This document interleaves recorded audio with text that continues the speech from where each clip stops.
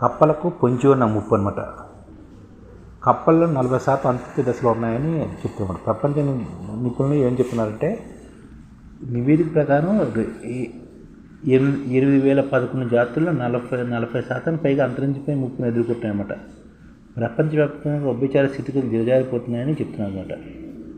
ఉభయచారాల వైవిధ్యం మన దేశం ప్రపంచం 6వ స్థానంలో ఉన్నందున తాజా అధ్యయనంలో భారత్ దృష్టి చేసింది. కప్పలకు పొంచి ఉందన్నమాట ముప్పు. 1980 నుంచి 2004 మధ్యకాలంలో వ్యాధులు, వాటి నివాస ప్రాంత ధ్వంసం కారణంగా ఉభయచరాలలో 91% ముప్పు వాటిని గుర్తించారు. 2004 నుంచి 2020 వరకు వాతావరణ మార్పు కారణంగా 39%, నివాస ప్రాంత నష్టం వరకు 37% క్షీణతకు గురయ్యాయన్నమాట. శిలీంధ్ర వ్యాధి కారక మార్పులతో కలిగే వ్యాధులతో 60% క్షీణించిందన్నమాట. పెరుగుతున్న పెంపుడు జంతువులు, వన్యప్రాణుల వ్యాపారం కారణంగా వ్యాధి కారకాలు ప్రపంచవ్యాప్తంగా విస్తరిస్తున్నాయన్నమాట. ఇది స్థానిక ఉభయచరాల జాతి తీవ్రంగా ఉంది. శాస్త్రవేత్తలు కూడా ఇదే చెప్తున్నారు.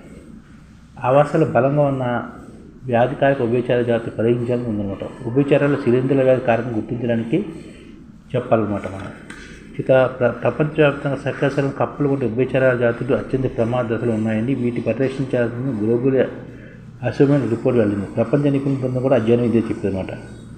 అంటే ఉభయచరాల్లోని కప్పలు కూడా ముప్పు ఉన్నాయన్నమాట. వీటికి కప్పలకి చాలా ముప్పు ఉందని చెప్తున్నారు.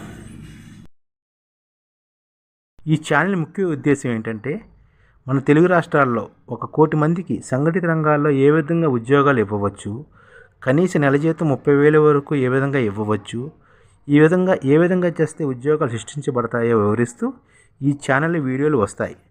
అలాంటి వీడియోలు మీకు కావాలంటే మన ఐడిఎఫ్ భాస్కర్ ఛానల్ని సబ్స్క్రైబ్ చేసుకోండి.